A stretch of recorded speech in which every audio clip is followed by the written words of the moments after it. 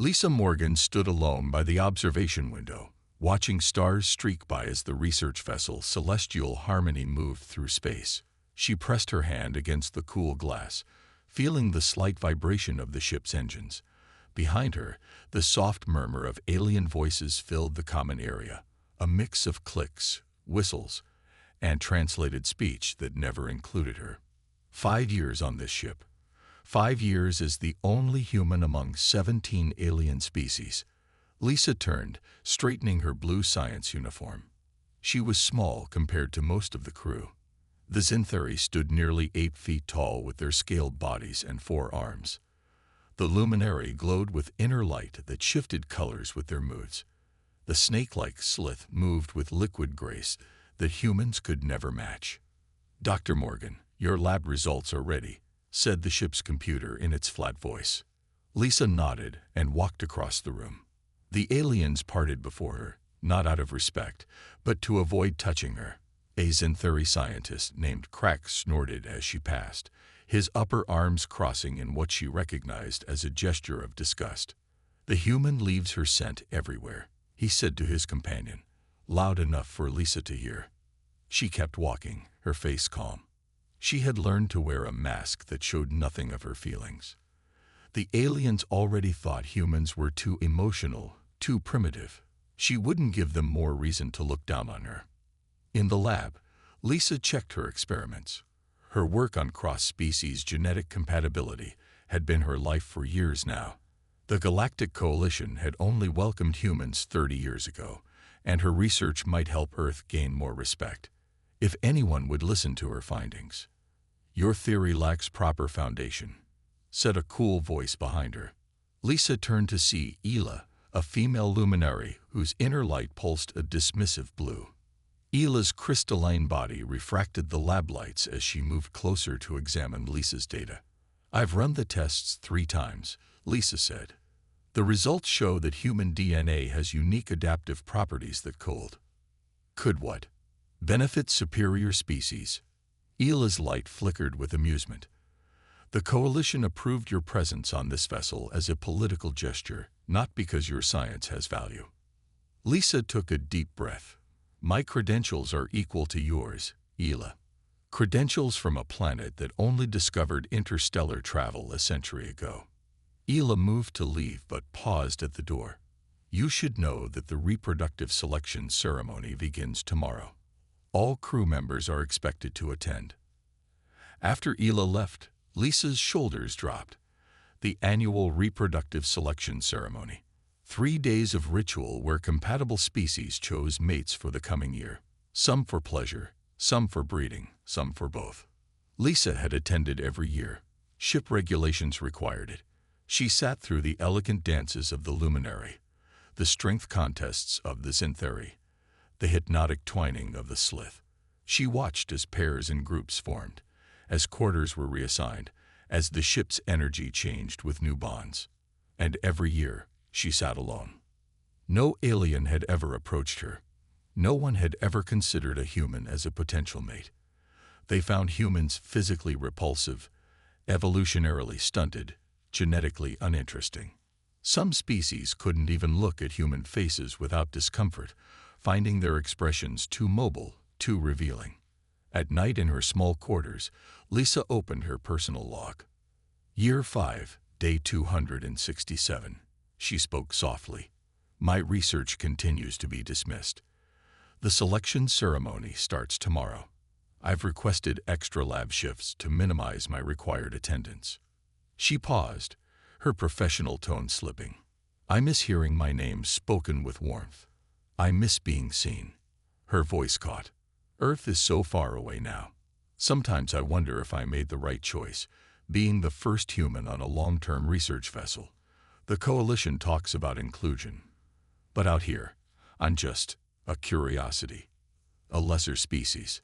She closed the log and looked at her reflection in the small mirror above her desk. Brown eyes, dark hair pulled back, skin that had grown pale from years under artificial light. "1 more year," she told herself. "Then you can request a transfer to a human station." She didn't believe her own words. Her work was here, among the stars. Even if no one ever saw her as an equal, even if no alien ever loved her, she belonged to the universe now. The celestial harmony slowed as it approached Nexus Station, a massive wheel-shaped structure spinning slowly against the backdrop of stars. Lisa watched from the bridge as Captain Zrel, a six-limbed Vexari, guided the ship into its docking position. "Docking complete," announced the ship's computer. "Crew rotation will begin in 30 minutes. Lisa felt a small flutter of hope. Crew rotation meant new faces, new research, and a brief connection to the wider universe beyond the ship's walls. Maybe there would be news from Earth. "You are dismissed, Dr. Morgan," Captain Zrel said without looking at her. "Your presence will not be required for the welcoming ceremony."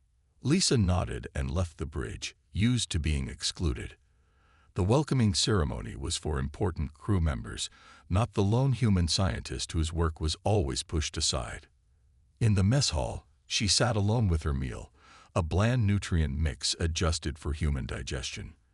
The room buzzed with excitement as aliens discussed the new arrivals. Lisa kept her eyes on her food until a strange sound made her look up. Human laughter. A man stood in the doorway, his broad shoulders and bright smile instantly marking him as human as much as his uniform did. He was talking with a Luminari guide, seemingly unaware of the stares from the alien crew. Lisa found herself unable to look away. She hadn't seen another human in person for 3 years, not since the brief diplomatic visit from Earth's ambassador. This man was tall with sandy brown hair and an easy posture that spoke of confidence. He wore the blue-green uniform of the engineering corps. Their eyes met across the room, and his smile widened with surprise. He said something to the Luminari and walked directly to Lisa's table. "Another human. They didn't tell me there would be 2 of us aboard," he said, extending his hand. "Jack Whitman, propulsion engineer."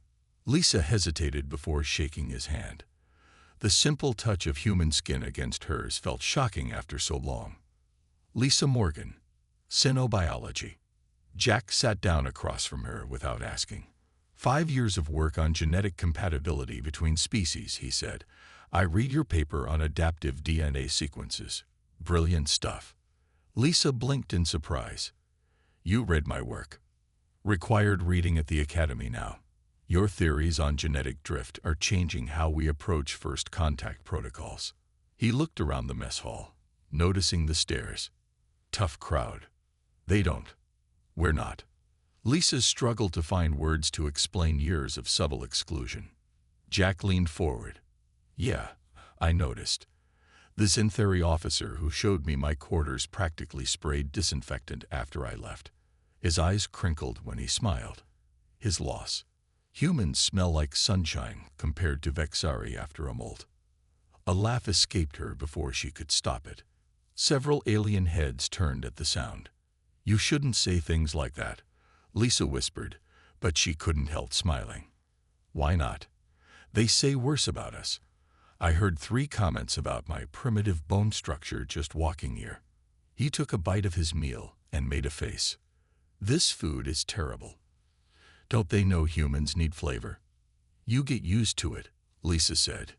"You shouldn't have to." Jack's face grew serious. 5 years out here alone. "That's a long time, Dr. Morgan." "Lisa," she corrected, surprising herself. "Lisa," he repeated, and her name in his voice sounded different than when she heard it from aliens, warmer, connected to humanity. At a nearby table, a group of Slith watched their interaction, their forked tongues flicking out to taste the air. "The humans are bonding," one hissed to another. "How quickly they find each other, like simple animals." Jack heard and winked at Lisa. "They're just jealous because I found the smartest person on this ship within 10 minutes of arriving." Lisa felt heat rise to her cheeks. "You're going to make enemies talking like that." "I'd rather make friends," Jack said. He pulled a small package from his pocket and slid it across the table. "Brought these from Earth. Real chocolate. Thought I'd be the only one enjoying them, but I'm happy to share." Lisa stared at the package, a simple connection to home she hadn't realized she missed so badly. When she looked up, Jack was watching her with kind eyes that saw her, really saw her, for the first time in years. "Welcome to the Celestial Harmony," she said softly. "Thanks. I think it just got a lot more interesting than I expected," Jack replied. 2 weeks after Jack arrived, life on the Celestial Harmony had changed. Lissa noticed it in small ways at first. More aliens spoke to her in the labs. Some even asked questions about her research. She knew it was because of Jack. Unlike her, Jack refused to be invisible. When a Xanthari engineer called humans barely evolved primates, Jack asked him to explain exactly what he meant. When the Slith avoided the engineering bay during his shifts, he brought his work to their section instead.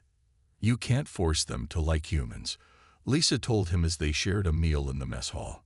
"I'm not trying to make them like us," Jack said. "I just want them to see us." Today, the ship was buzzing with activity. They were heading to study a dying star system, and everyone was busy with preparations. Lisa worked in her lab, checking equipment when Commander Voxtal, the Xanthari mission leader, entered.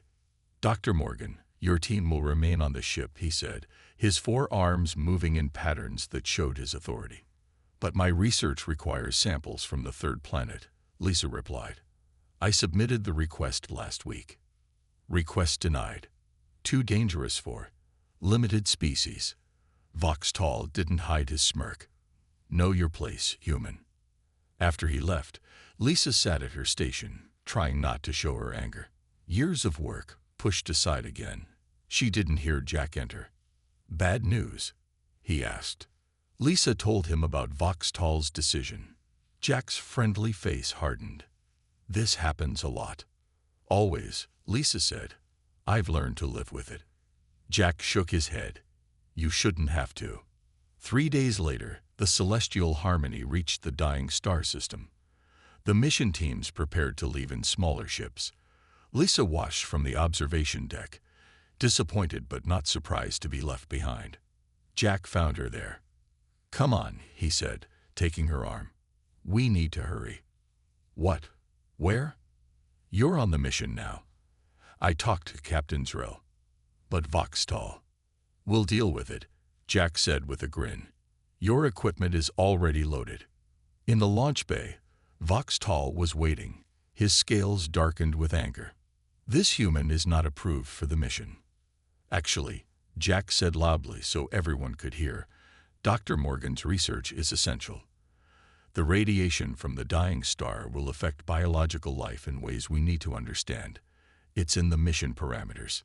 The other aliens watched the exchange with interest. Voxtal's 4 hands clenched into fists. "I am mission commander," he hissed. "And Captain Zrell is ship commander," Jack replied. "He approved Dr. Morgan's participation 10 minutes ago." Voxtal looked around, seeing he was losing face in front of the crew. Finally, he stepped aside. "The human safety is not my concern," he said. During the mission, Lisa collected samples from the 3rd planet while the team studied the star's death process. She worked quickly, aware of Voxtal watching her with cold eyes. Then disaster struck. The star began to collapse faster than predicted. The surface of the planet broke apart under them. "Return to ships immediately," Voxtal ordered over the comm. Lisa grabbed her samples and ran, but a crack opened in the ground beneath her. She fell, sliding toward a growing chasm. Her heart pounded as she scrambled for a grip on the crumbling edge. A shadow fell over her. Voxtal stood above, watching her struggle. "Help," Lisa called. The Xanthari hesitated, then turned away. Lisa's fingers slipped. She was going to fall. Suddenly, strong hands grabbed her wrists. Jack pulled her up with a grunt. "I've got you," he said, dragging her away from the edge. They made it to the ship just as the planet began to break apart completely. Inside, the team watched through viewers as the star collapsed. "The data is corrupted," one of the luminary scientists reported. "The radiation interfered with our instruments." Voxtal's face darkened. "The mission is a failure." "Not completely," Lisa said. She opened her sample case. "My containers are specially shielded. We have biological samples from all 3 planets. The team crowded around, suddenly interested in her work. These will show exactly how the star's death affected living matter, Lisa explained. We can still complete the mission objectives. A luminary scientist named HFY moved closer. This shielding design, it's remarkable. Dr. Morgan developed it herself, Jack said proudly. For the first time, Lisa saw respect in the alien's eyes, not for Jack speaking up for her, but for her own work. On the return journey, HFY visited Lisa's lab. I would like to learn more about your research, she said, her inner light pulsing with genuine interest. Something was changing on the celestial harmony. The reproductive selection ceremony had begun. The celestial harmony buzzed with activity as aliens dressed in their finest cultural garments gathered in the main hall. Lisa sat in a corner, wearing her standard uniform. She hadn't bothered with anything special. No alien would look at her anyway. Jack arrived late, his hair still damp from the shower. He sat beside her, closer than aliens would ever sit to each other. This is quite a party, he said, looking around at the colorful display of alien rituals.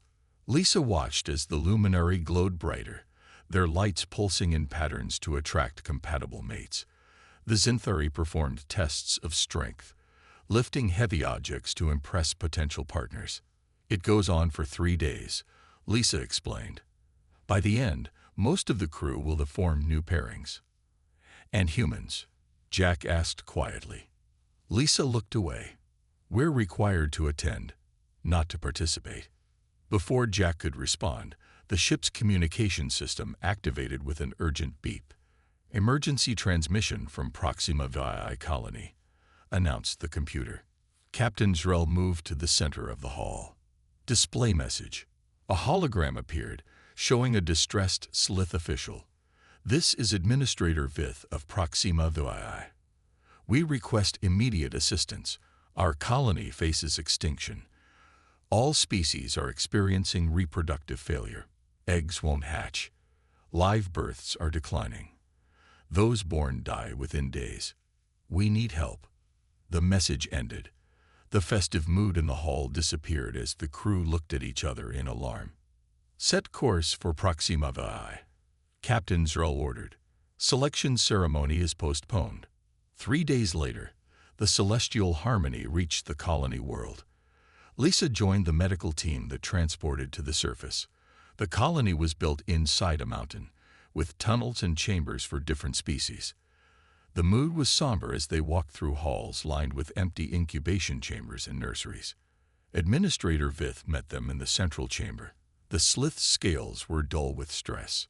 17 species live in this colony, Vith explained. All are affected. We have tried everything. The medical team spread out to collect data. Lisa worked in the genetics lab, analyzing samples from all species.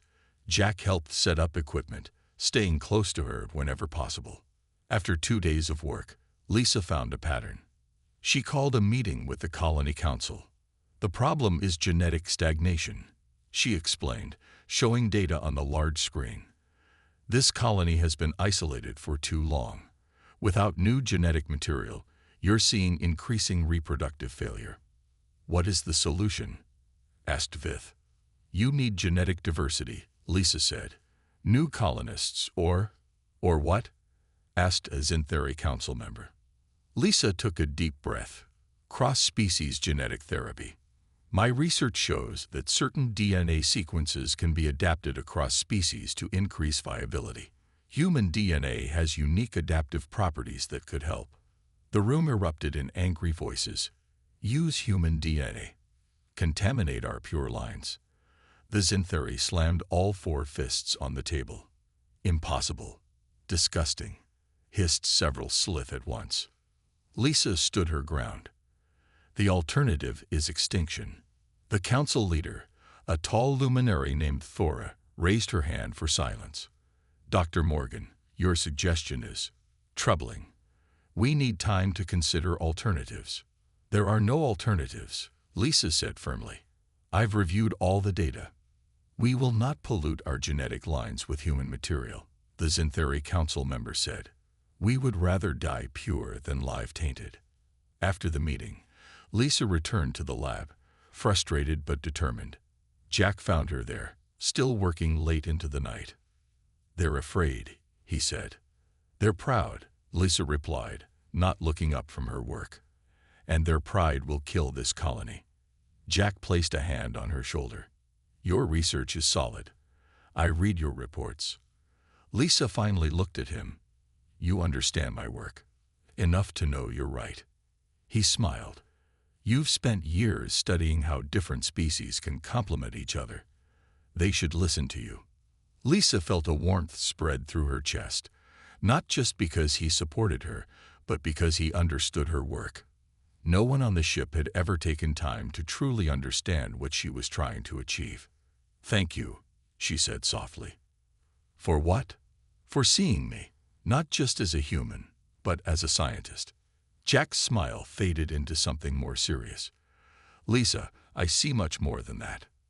Their eyes held for a long moment before Lisa looked away, unsure how to respond to the emotion she saw in his face. Outside the lab, unseen by either human, Seraphive stood watching. The luminary's inner light pulsed with curiosity as she observed the subtle interaction between the two humans. Perhaps there was more to these creatures than she had thought. 3 days passed with no decision from the Colony Council. Lisa continued her research while more eggs failed to hatch and more infants died. Jack helped where he could, dividing his time between the engineering tasks and assisting Lisa. "They've announced the continuation of the pairing festival," Jack said as he entered the lab one morning. Lisa looked up from her microscope. "The what?"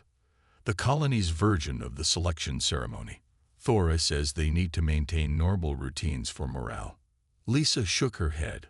"What's the point? Their reproduction is failing." "Hope, I guess," Jack said, sitting on a stool beside her. "They need to believe they have a future." That evening, the colony's great hall was decorated with lights and plants. Despite the crisis, the aliens dressed in their finest clothes and gathered to perform their mating rituals. Lisa attended only because Captain Zrel ordered the entire crew to participate as guests.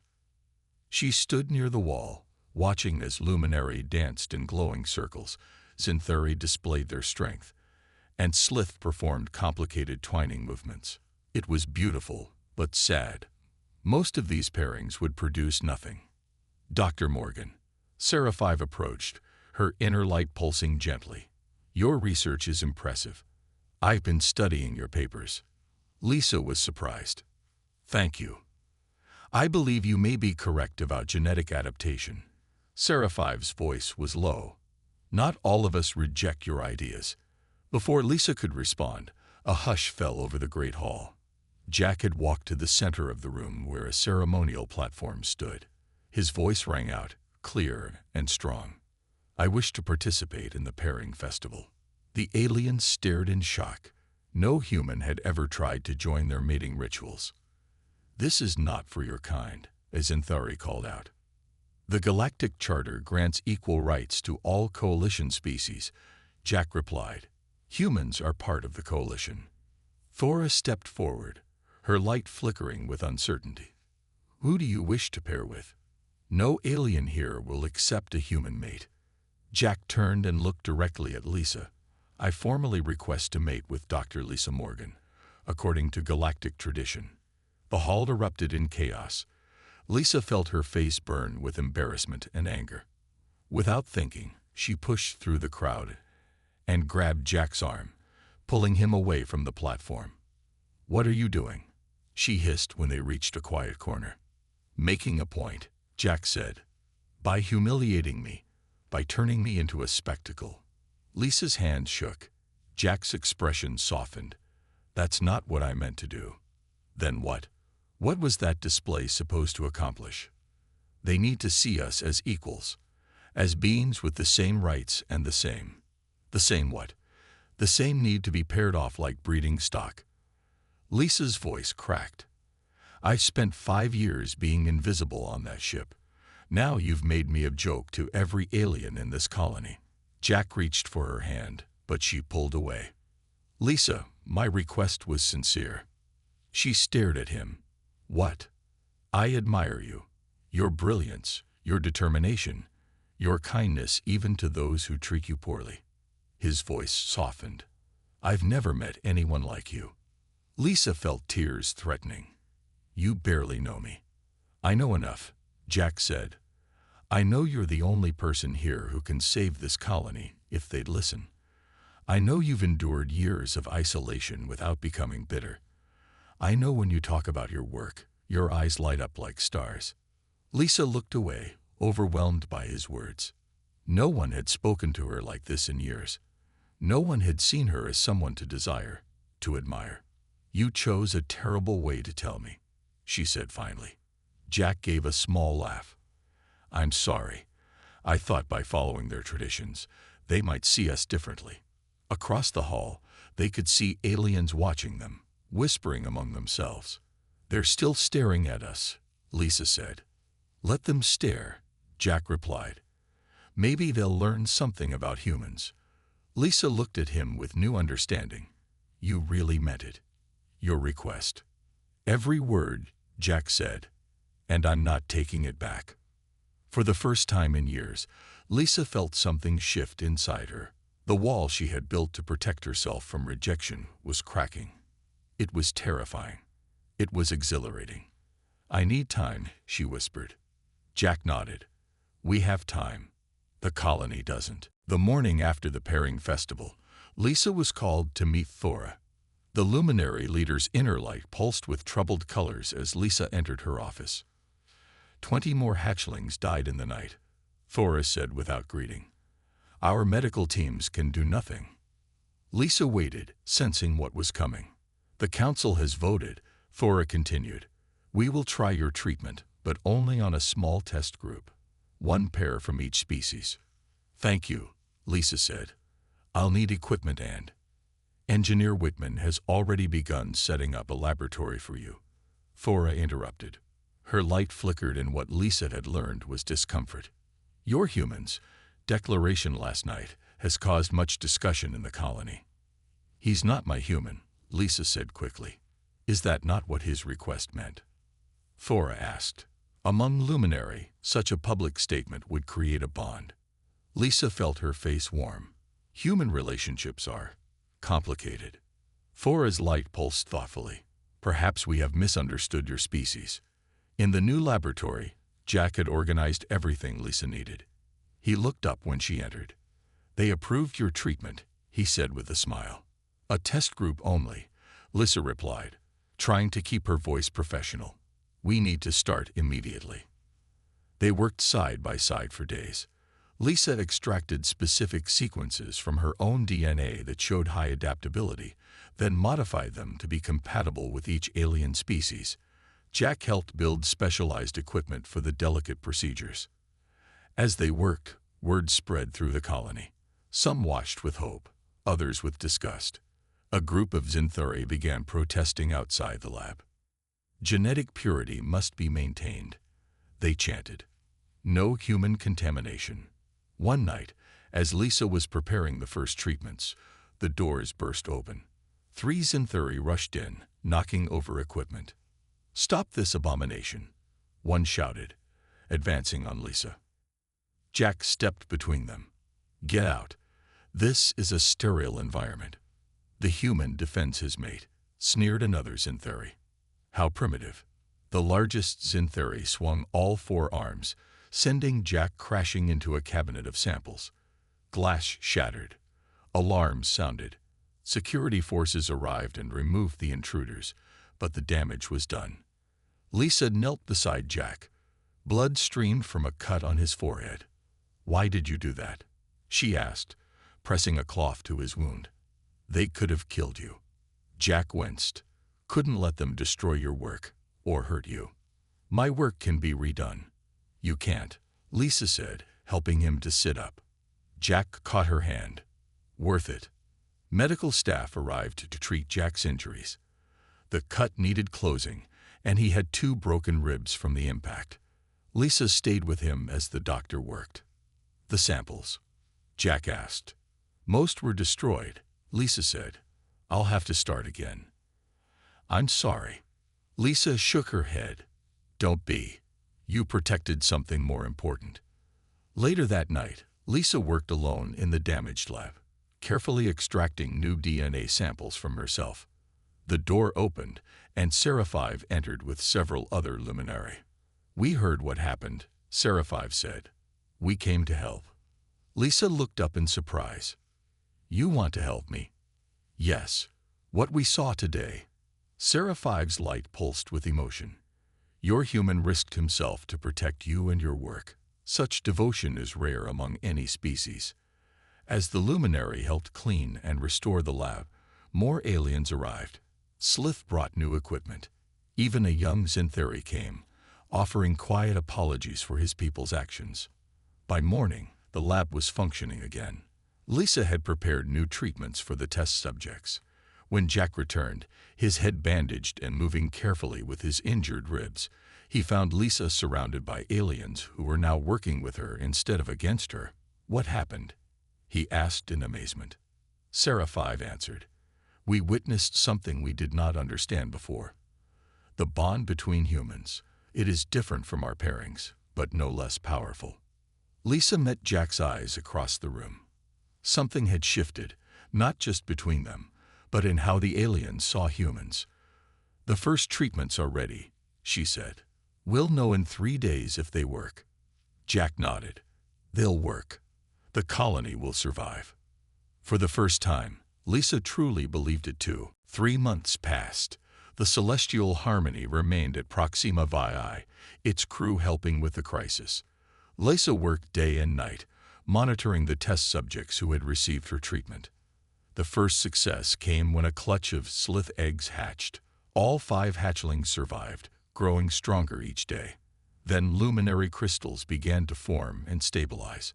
Even the Zintheri, who had been most resistant, saw their first healthy birth in over a year. Word spread through the colony. More aliens came forward, asking for the treatment. The lab expanded, with Lisa training others to help. Jack's injuries healed, and he returned to working at her side. Today was special. The colony had called for a recovery celebration, marking the end of the crisis. Lisa stood in her quarters, looking at herself in the mirror. For the first time in years, she wore something other than her uniform, a simple blue dress sent from the colony's textile makers as a gift. A knock sounded at her door. Jack stood there, also dressed in formal clothes. He smiled when he saw her. You look beautiful, he said. Lisa felt her cheeks warm. In the months of working together, their relationship had grown deeper, but they had been too busy to fully explore what Jack's declaration at the pairing festival might mean. The celebration is starting, she said. They walked together to the great hall. As they entered, the crowd of aliens parted, creating a path for them. At the center stood Thora and the colony council. Dr. Lisa Morgan, Thora announced, her light glowing brightly. Engineer Jack Whitman. The colony of Proxima VI owes you its future. Thora presented them with small crystal pendants. These are life stones. They are given only to those who save luminary lives. Never before have they been given to non-luminary. Lisa accepted the pendant with shaking hands. We only wanted to help. You did more than help, said a Zintheri council member, the same one who had opposed her most strongly.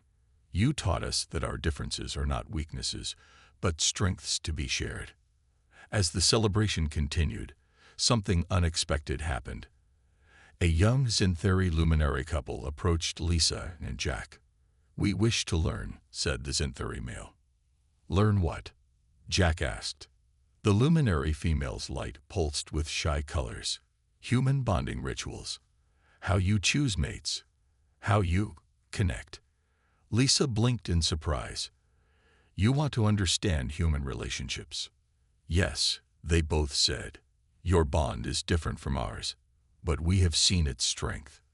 Jack smiled and took Lisa's hand. We'd be honored to share our ways with you.